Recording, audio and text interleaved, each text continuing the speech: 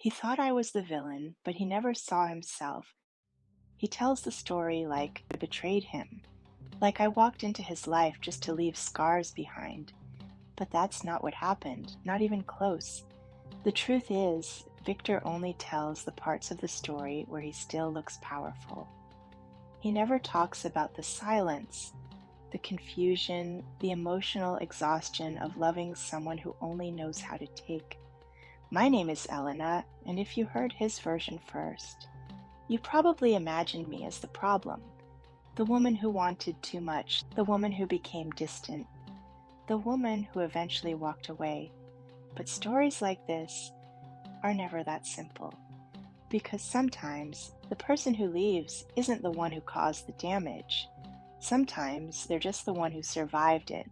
When I met Victor, he already had everything: confidence, money, charm, the kind of presence that immediately changes the atmosphere of a room.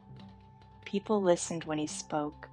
People admired him without questioning why. And honestly, I understood the appeal immediately. Being around him felt intense, exciting, dangerous in a way that didn't seem dangerous at first. And compared to my normal life back then, he felt extraordinary. At the time, my life was stable, predictable, safe. I had someone who cared about me, someone reliable. But reliability can start feeling invisible when you've spent too long craving emotion. And Victor knew exactly how to create emotion. That's what people never understand about men like him. They don't seduce you with love, they seduce you with attention, with intensity, with the illusion that you're finally being fully seen. In the beginning, like everything felt cinematic. Late night conversations, long drives with nowhere specific to go.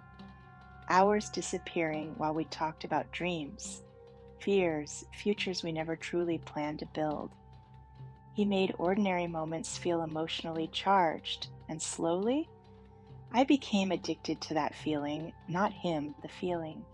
But intensity has a dark side, because eventually you start noticing the difference between someone who makes you feel special and someone who simply enjoys being desired. And Victor needed to be desired constantly. At first, the signs were small. He disappeared emotionally whenever conversations became serious. He avoided accountability with charm. If something hurt me, he'd somehow make me feel guilty for reacting to it. And whenever I tried expressing insecurity, he treated it like weakness, not openly, not aggressively, worse, casually, like my emotions were inconvenient interruptions to his freedom. Still, I stayed, and that's the part I regret the most, not loving him, staying after I realized what he truly was. Because deep down, I knew he wasn't emotionally available. I knew he enjoyed control more than connection. I knew every promise he made came with an expiration date. But when you spend enough time emotionally attached to someone, you start negotiating against your own instincts. You begin accepting smaller versions of love, hoping they'll eventually grow into something real. I told myself he would change, that underneath all the distance, there was still sincerity, that maybe he was just afraid, broken, confused. But eventually, you stop making excuses for people when their patterns become impossible to ignore. And Victor's patterns were always the same: attention, attachment, distance, silence, then return just before losing you completely. That cycle slowly destroyed me emotionally. I became anxious all the time, checking my phone constantly, overthinking delayed messages, questioning my own worth based on how much attention he gave me that week. And the worst part, he probably never even realized it, because people like Victor rarely notice emotional damage while they're causing it. To them, it's just normal behavior. One night, I remember sitting alone in my apartment after he disappeared for almost 3 days without explanation. No calls, no messages, nothing.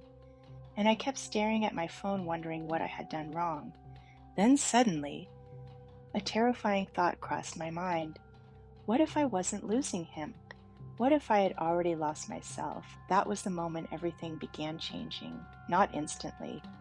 Healing never happens instantly, but something inside me finally became exhausted. Exhausted from chasing clarity, exhausted from begging for consistency, exhausted from loving someone who only appeared emotionally available when he felt himself losing control. He says, I wanted more, and he's right, I did. I wanted honesty, respect, stability, something real enough to survive outside emotional games. I realized something painful. Victor didn't know how to build real intimacy, because real intimacy requires vulnerability. And vulnerability terrified him so slowly. I stopped chasing him. I stopped explaining my feelings repeatedly. Stopped trying to fix conversations he kept avoiding. Stopped needing his approval to feel valuable.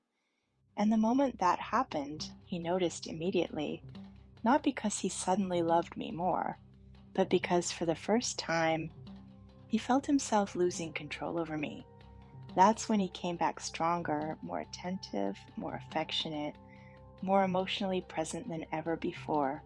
And for a brief moment, I almost believed him. But people reveal their true selves most clearly when they think you'll never leave. And deep down, I finally understood the truth. Victor didn't love connection. He loved reassurance. He loved knowing someone would always stay no matter how little he gave back. So eventually, I let go. Quietly. No dramatic ending. No revenge. No screaming fight. Just emotional detachment. And strangely, that hurt him more than anger ever could. Because indifference is terrifying to people who survive on emotional influence. Years later, when we saw each other again, I expected to feel rage, maybe sadness, and maybe regret, but instead, I felt clarity. He looked older, more tired, like someone who finally spent enough time alone to hear his own thoughts clearly. And during those few minutes we spoke, I realized something important. Victor believed he ruined my life, but he didn't. He revealed something much more valuable. He revealed the kind of love I should never accept again. Because sometimes the most painful relationships become the ones that teach you the clearest lessons, not about other people, about yourself, about your boundaries, your self-worth, your emotional limits. So no, I wasn't the villain in his story. I wasn't the betrayal. I wasn't the mistake. I was simply the part of the story he never truly understood.